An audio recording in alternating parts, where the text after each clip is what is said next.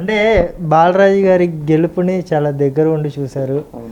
ఆయన గెలుపుకి ఎంత కష్టపడ్డారు, అంటే జనసేన పార్టీ గెలుస్తుందా అని చెప్పేసి అసలు కనీసం ఇచ్చిన 21లో 10 అయినా గెలుస్తుందా అని చెప్పేసి వైసీపీ వాళ్ళు అయితే చాలా అవహేళనగా మాట్లాడారు. 21కి 21 కొట్టి జనసేన అంటే ఏంటో చూపించారు కదా.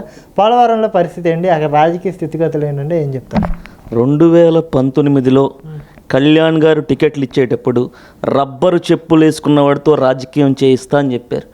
రబ్బరు చెప్పులు వేసుకున్న మొట్టమొదటి ఎమ్మెల్యే మా పోలవరం ఎమ్మెల్యే చిర్రి బాలరాజు గారు. రబ్బరు చెప్పులు వేసుకుని రాజకీయం చేసి ఈరోజు 10 సంవత్సరాలు అలుపెరగని పోరాటం చేసి ఈరోజు అసెంబ్లీలో అడుగు పెట్టబోతున్నారు. మేమందరం చాలా హ్యాపీగా ఉన్నాం. యువకుడు, సౌమ్యుడు, కష్టం వచ్చింది అంటే అతని దగ్గర లేకపోయినా పక్కన ఉన్న వాళ్ళ దగ్గర అప్పు తీసుకుని వచ్చి ఈరోజు 10 సంవత్సరాలు అసలు పార్టీ 2 చోట్ల అధినాయకుడు ఓడిపోయినా వదలకుండా కొంతమంది కొన్ని కోట్లు ఆఫర్ చేసినా ఏ రోజు డబ్బుకి వంగల. నాకు కావాల్సింది కళ్యాణ్ గారితోనే నా పోరాటం. టికెట్ వచ్చినా రాకపోయినా గెలిచినా ఓడినా నా దేవుడు కళ్యాణ్ గారు. నా ప్రజలకు నేను ఎప్పుడూ అన్యాయం చేయను, నా యువతకి ఎప్పుడూ అన్యాయం చేయను అనే ఉద్దేశంతో 2018 నుంచి పోరాటం చేస్తూనే ఉన్నాడు ఆయన. ఆ పోరాటానికి ఈరోజు ప్రతిఫలం గెలుపు. మా అందరం చాలా ఆనందంతో ఉన్నాం. మా లాంటి ఒక యంగ్ ఎమ్మెల్యే రబ్బర్ చెప్పులు వేసుకుని అసలు ఏమీ లేకుండా 34-35 అంతే అన్న, ఓ 36 ఇయర్స్ 36 ఇయర్స్లో ఎమ్మెల్యే ఈరోజు అసెంబ్లీలో కూర్చుని రేపు మేము వినాలని చూస్తున్నాం, టీవీ ముందు కూర్చుంటాం. మాకు కావాలి చిర్రి బాలరాజు అనే సౌండ్ మా పోలవరం వరకు వినపడాలి. దానికోసం వెయిట్ చేస్తున్నాం. ఎంతోమంది ఎన్నో ఆఫర్లు, ఒక పక్క మా పార్టీ వాళ్ళే, పక్క పార్టీ వాళ్ళే, ఆపోజిషన్ తట్టుకోవాలి, పార్టీని తట్టుకోవాలి, ఇంతమందిని తట్టుకుని టికెట్ రేస్లో లేడన్నారు. అసలు ఒక్క టీవీ ఛానల్ కూడా బాలరాజు అనే వ్యక్తిని చూపించలా. టికెట్ రేస్లో కూడా ఎక్కడ వేయలే. మేము బాధపడ్డాం. వచ్చాడు, టికెట్ తెచ్చుకున్నాడు. గెలుపులో ఎప్పుడు ఏ రోజు పోలవరం గెలుస్తుందని ఒక్క ఛానల్ కూడా మా ఎమ్మెల్యే గారికి సపోర్ట్ చేయలా. తొణకల బెనకల జనాన్ని నమ్ముకున్నాడు, ఆయన చేసిన కష్టాన్ని నమ్ముకున్నాడు, ఫలితం ఆశించలా. నేను పోరాటం చేస్తానని చేశాడు. ఈరోజు ప్రతిఫలం గెలుపు. మా ఎమ్మెల్యే గారు ఎవరి దగ్గర చేయి చాసి రూపాయి కూడా అడగల. అంత మంచోడు. ఆయనకున్న స్థాయిలో ఏమీ లేదు, కేవలం ఒక వ్యాన్ పెట్టుకొని డైలీ ప్రజల్లోకి వెళ్ళడం. 10 సంవత్సరాలు తిరుగుతూనే ఉన్నాడు. ఏదో ఎలక్షన్ ముందు 4 రోజుల ముందు టికెట్ తెచ్చుకున్న వ్యక్తి కాదు ఆయన. 10 సంవత్సరాలు అలుపెరగని పోరాటం చేసి ఈరోజు గెలిచాడు. రేపు మా నమ్మకం ఏంటంటే రేపు ఒక 2.5 years తర్వాత మినిస్టర్ కేటగిరీస్ ఏమైనా మారిస్తే ఖచ్చితంగా మా ఎమ్మెల్యే మినిస్టర్ అవుతాడు కూడా, అందులో నో డౌట్ ఎట్ ఆల్. ఇంత కష్టపడినోడు ఖచ్చితంగా ప్రతిఫలం దగ్గుద్ది. మా ఎమ్మెల్యే టార్చ్ బేరర్ ఉంది, ఖచ్చితంగా చూపిస్తాడు. పోలవరాన్ని కొత్తదనంలో చూపిస్తాడు. తెల్లం బాలరాజు చేసిందేంటి, 4 సార్లు ఎమ్మెల్యే అయ్యి నువ్వు చేసిందేంటి, ఏమేమి దొంగతనాలు చేసావు, దోపిడీలు చేసావు, ఏమేమి లొసుకులు ఉన్నాయి, మొత్తం అన్నీ బయటికి లాగి పరుగులు పెట్టిస్తాడు మా ఎమ్మెల్యే. మామూలుడు కాదు, కనపడినంత అమాయకుడు కాదు ఎమ్మెల్యే. చూపిస్తాడు, చూస్తూ ఉండండి. కొన్ని రోజుల్లో తెలుస్తుంది పోలవరం ఎమ్మెల్యే అంటే ఏంటో. మొత్తం 175 నియోజకవర్గాలు మా పోలవరం వైపే చూస్తాయి. గెలుపు కూడా అలాగే గెలిచాం. 174 నియోజకవర్గాలు అనౌన్స్ అయ్యాయి. మా దవల వెయిట్ చేస్తూనే ఉన్నారు, వాట్ ఈజ్ పోలవరం అని. వెయిట్ చేస్తున్నారు, గెలిచాడు. అలాగే మొట్టమొదటిసారి చంద్రబాబు నాయుడు గారు తీసుకున్న తర్వాత మొట్టమొదటి మా పోలవరం నియోజకవర్గంలో అడుగుపెట్టారు. ఆ ప్రాజెక్ట్ ఏంటి సందర్శించారు, అడుగుపెట్టారు. మొత్తం అక్కడ ఉన్న అధికారులందరినీ ఒక్కొక్క క్వశ్చన్ అడుగుతూ ఉంటే సమాధానం ఎక్కడ ఉంటుందన్నా? దేనికి ఉంటుంది? ఏమైనా చేస్తే సమాధానం ఉంటుంది, ఏమీ చేయకుండా సమాధానం ఉంటుంది. ఏం చేయలే. అక్కడ ఏమైనా ఉంటే దోచుకున్నారు తప్పితే ప్రజలకు ఉపయోగపడే పనులు. ఎవరు? ఏ రాంబాబు? అంబటి రాంబాబు, సంబరాలు రాంబాబు. ఆయన ఏదో ఒక సంక్రాంతికి సంబరాలు చేసుకోవడానికి మినిస్టర్ అయ్యాడు తప్పితే ఏదో పోలవరం ప్రాజెక్ట్కి ఏదో చేస్తాడనో. ఒక శాఖ ఇవ్వాలి, ఖాళీగా ఉంది, దానికి ఎవడ ఖాళీగా ఉన్నాడో చూస్తే ఈయన ఖాళీగా ఉన్నాడు, ఈయనకి ఇచ్చారు.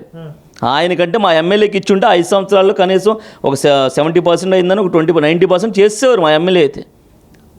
ప్రతి పేదవాడి సమస్య మీద అవగాహన ఉన్న వ్యక్తి చిర్రి బాలరాజు. మళ్ళీ చెప్తున్నా, చిర్రి బాలరాజు టార్చ్ బేరర్. ఖచ్చితంగా మాకు నమ్మకం ఉంది, నియోజకవర్గ ప్రజల్ని ఖచ్చితంగా మంచి అభివృద్ధి ప్రదంలో నడిపిస్తాడు. No doubt at all. Okay, ఫైనల్గా కళ్యాణ్ గారు మా ఆరాధ్య దైవం అన్న. కళ్యాణ్ గారు ఒక ప్లాట్ఫామ్. మాకు రాజకీయాల్లో వేగంగా పరిగెడుతున్న యువత అంతా సినిమాలు, షికార్లు, అవి ఇవి అమ్మాయిలు ఏదో అలా అనుకుంటూ పరిగెడుతున్న యువతను ఒక్కసారిగా ఆపి బ్రేక్ వేసి వెనక్కి తిరిగేలా చూశాడు ఆయన. అందరూ వెనక్కి తిరిగి చూశారు. ఏంటంటే అక్కడ పవన్ కళ్యాణ్ అనే 6 అడుగులు కటౌట్ ఉంది. మీ అందరికీ నేను ప్లాట్ఫామ్ ఇస్తున్నాను, రండి నాతో పని చేయండి, పోరాటం చేయండి అన్నాడు. ఈరోజు మేమందరం రాజకీయాల్లోకి వచ్చామంటే నాది మా వయసు అంతా 29 సంవత్సరాల్లో ఈ రాజకీయాల్లో ఉండి రాజకీయాల్లో తిరుగుతున్నామంటే కళ్యాణ్ గారి స్ఫూర్తితోనే. ఆయన మా దేవుడు, ఆయన ఆరాధ్య దైవం మాకు. ఆయన ఈరోజు డిప్యూటీ సీఎం అయ్యాడు. డిప్యూటీ అనేది మాకు వినపడట్లా, సీఎం అనేది వినపడతాను, ముఖ్యమంత్రి అనేది వినపడతా ఉంది, ఉప ముఖ్యమంత్రి తీసాం. సో ఎప్పటికైనా ముఖ్యమంత్రి రిమోడ్ ముఖ్యమంత్రి అనే స్థానాన్ని, ముఖ్యమంత్రి అనే స్థాయిని తీసుకొచ్చే విధంగా కళ్యాణ్ గారు పోరాటం చేస్తారు. మంచి మంచి శాఖలు తీసుకున్నారు. గ్రామీణాభివృద్ధి శాఖ ప్రతి పేదవాడికి కనపడుతూ ఉంటాడు ఇప్పుడు పవన్ కళ్యాణ్ గారు. ప్రతి గ్రామంలో ఆయన ఫోటో ఉంటుంది. మన గ్రామీణాభివృద్ధిలో పవన్ కళ్యాణ్ గారి పాత్ర ఉంది, పవన్ కళ్యాణ్ గారు చేస్తారు, పవన్ కళ్యాణ్ గారు మన మంత్రి అనే విధంగా తెలుస్తుంది. అటవీ శాఖ ఎర్రచందనం దొంగలు దోచేశారు, అడవులు నరికేశారు, దొంగలు దోచేశారు.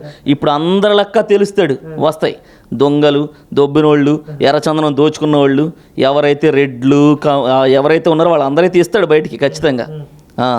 అందుకే అటవీ శాఖ కూడా తీసుకున్నాడు. ఇవన్నిటితో పాటు science and technology, it's very very wonderful. ఎందుకంటే ఖచ్చితంగా ఒక విద్యార్థులందరికీ ఉపయోగపడే విధంగా వాట్ ఈజ్ సైన్స్. ఇప్పుడు ఈరోజు వెనకపడి ఉంది మన ఆంధ్రప్రదేశ్ రాష్ట్రం. కొన్ని వేల ఉద్యోగాలు, కొన్ని వందల ఉద్యోగాలు లేక ఖాళీగా ఎంతోమంది విద్యార్థులందరూ రోడ్డున పడి ఉన్నారు. ఇది వాస్తవమా కాదా? వాలంటీర్ ఉద్యోగాలు ఏంటన్నా 5,000కి చేయాలా? ఇంట్లో బియ్యం కట్ట అంత 1,250 రూపాయలు బియ్యం కట్ట, 5,000కి ఉద్యోగం చేసి ఇంట్లో ఎలా పోషిస్తారు? డిగ్రీ చదివిన అక్కడే ఆపేసాయి ప్రభుత్వాలన్నీ. ముందుకు తీసుకెళ్ళడానికి ప్రయత్నం చేయాల, ఇప్పుడు ప్రయత్నం చేస్తారు. చంద్రబాబు నాయుడు గారు ఇంకా సంతకం పెట్టకుండానే కొన్ని వందల కంపెనీలు వచ్చి కూర్చున్నాయి. గెట్ రెడీ, మేము అమరావతిలో కంపెనీలు పెట్టబోతున్నాం. నిజం, చూడండి, ఇవన్నీ వాస్తవాలు. ఏదో మా పార్టీని పొగడడానికో ముఖ్యమంత్రిని పొగడడానికో చెప్పేవి కావు, ఇవి వాస్తవాలు. ఇవన్నీ జగన్ వస్తున్నాడని వెనక్కి వెళ్ళిపోయినాయి, ఉన్నాయి కూడా వెనక్కి వెళ్ళిపోయాయి కదా. కియా పరిశ్రమ ఏది తీసుకొస్తే వెనక పంపించేది, అమర్రాజు ఆయన భయపడి వెళ్ళిపోయాడు అక్కడికి. ఏటి ఇవన్నీ ఖచ్చితంగా ఇప్పుడు మంచి వస్తాయి. నువ్వు వెళ్ళి రుషికొండ మీద ఇల్లు కట్టుకున్నావు, నువ్వు కట్టేసుకున్నావు, నువ్వు బాగానే ఉన్నావు. మరి మా పరిస్థితి ఏంటయా? ప్రభుత్వ ఆస్తి అయితే ప్రభుత్వానికి, గవర్నమెంట్ హాస్పిటల్కి ఇచ్చేస్తాడయా ఇప్పుడు చంద్రబాబు నాయుడు. ఇచ్చేస్తారు, ముఖ్యమంత్రి గారు ఇచ్చేస్తారు గవర్నమెంట్ హాస్పిటల్కో. లేదు జగన్ గారు ఏదో ఆయన ఉండడానికి కట్టుకున్నట్టు ఎందుకు మీడియా వాళ్ళు, టీడీపీ వాళ్ళు దుష్ప్రచారం చేస్తున్నారు అన్నట్టుగా. దుష్ప్రచారం కాదు, అది కరెక్టే. మొన్నటి వరకు లోపలికి రానవలేదు కదా, ఇప్పుడు తెలిసింది. 35 లక్షలు పెట్టి టబ్ పెట్టుకుంటాడా? మామూలు నీళ్ళతో స్నానం చేస్తే వదిలొద్దిగా, అందులో ఎందుకు ఉండవన్నా? ఉంటాయి, రమ్మని నేను చూపిస్తా. రేట్లు ఉన్నాయో లేవు రమ్మని నేను చూపిస్తా. అవన్నీ అబద్ధాలన్నా. ఖచ్చితంగా ప్రజలందరూ సంతోషపడే విధంగా పాలన జరుగుతుంది. మళ్ళీ 5 సంవత్సరాలు అసలు ప్రతిపక్షం కాదు, ఏ పక్షం లేదు, యాక్చువల్లీ ఎనార్మస్ అయ్యే విధంగా ఖచ్చితంగా మళ్ళీ కూటమి విజయం సాధిస్తుంది. 100% షూర్. Thank you.